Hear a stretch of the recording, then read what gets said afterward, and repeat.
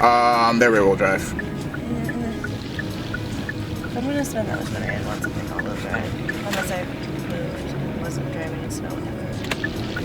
This girl I worked with just bought an X1 BMW. How'd she like it? She loves it. Good. She drives from Poughkeepsie up to Albany every day. Well, and she's in New York City, but like, she loves it. It's a sweet car. You been inside it?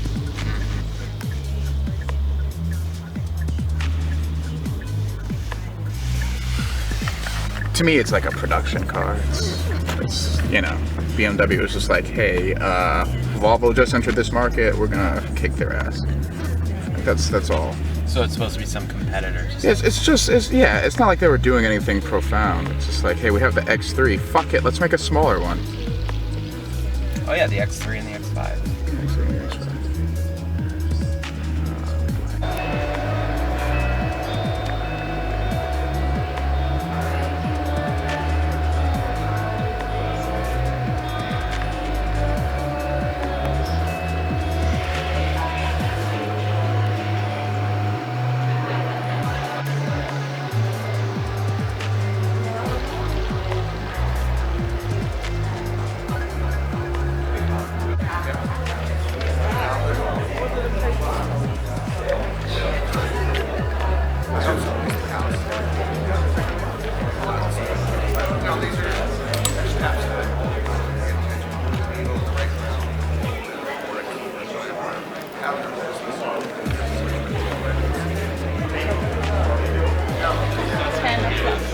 Doing what you're doing today, and I know for those who have, to use an old expression from the scriptures, labored in the vineyards a long time on disability policy, on senior issues, but also in a very particular way on behalf of and for the benefit of the Democratic Party and the people we serve.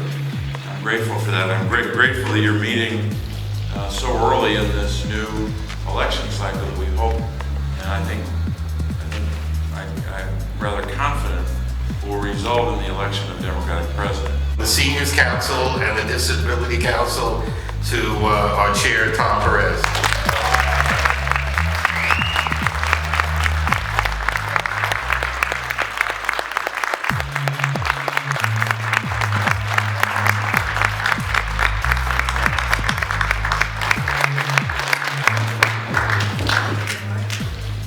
Gotta say hi to everyone. I apologize. I don't think We know you. Good morning, everyone. Morning. It's 628 days till the most important election of our lifetime. Woo! Who's counting, right? I had a great honor to sit down with a number of you a little over a week ago at the DNC to discuss the path forward. Steve, thank you for coming. Thank you to Ted Jackson, who is back at the DNC helping us to lead these efforts. Looking around the audience and the number of folks who were there last week, you got to meet our wonderful CEO, Seema Nanda, who is deeply rooted in the issues of fairness and opportunity. And I can't start a discussion without acknowledging my friend and mentor, Tony Coelho. We had some good times in the trenches, starting with about a week after I became labor secretary, and the 503 regs were on life support.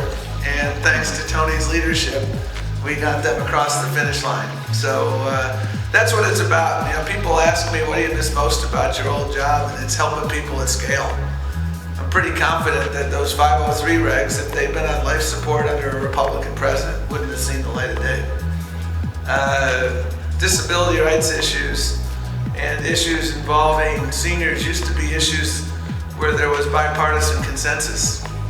And even in this context, it's broken down. When you want to eliminate access to healthcare as a right, you are hurting everybody, but you're disproportionately hurting seniors and people with disabilities. When you pass a reckless tax cut that is going to put Medicare and Social Security at risk, you're hurting everybody, but you're disproportionately hurting seniors.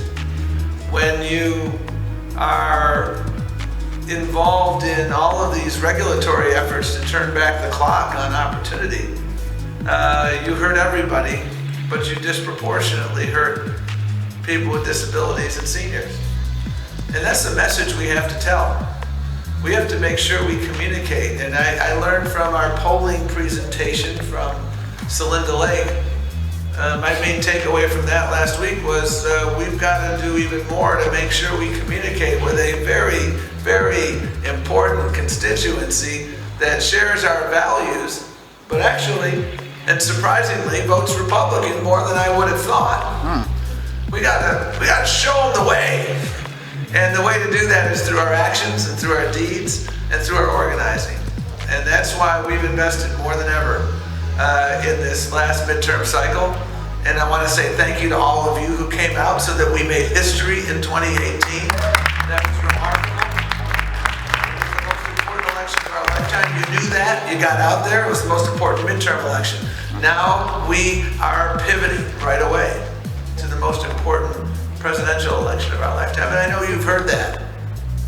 But we've never had an election where you have an incumbent president who is... Real pleasure to be here. So basically built a broad coalition of other people with disabilities.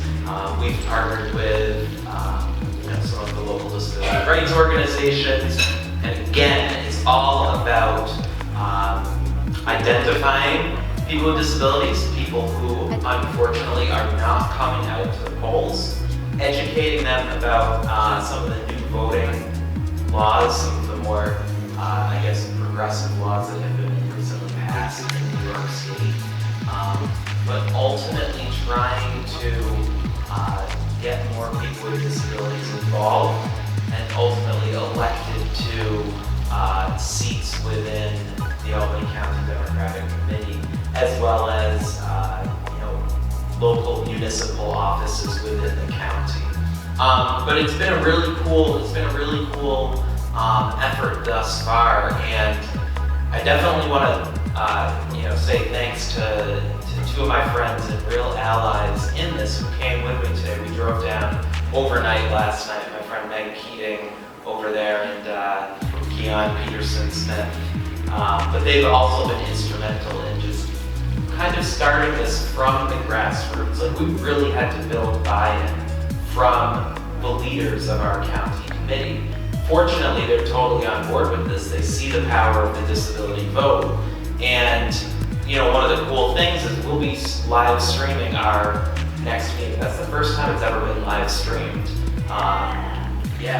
So I mean, these are I think replicable accomplishments that people on the ground have implemented, and it's all a work in progress, and it's very exciting to see the buy-in, because again, that's crucial for integrating people into the existing structures.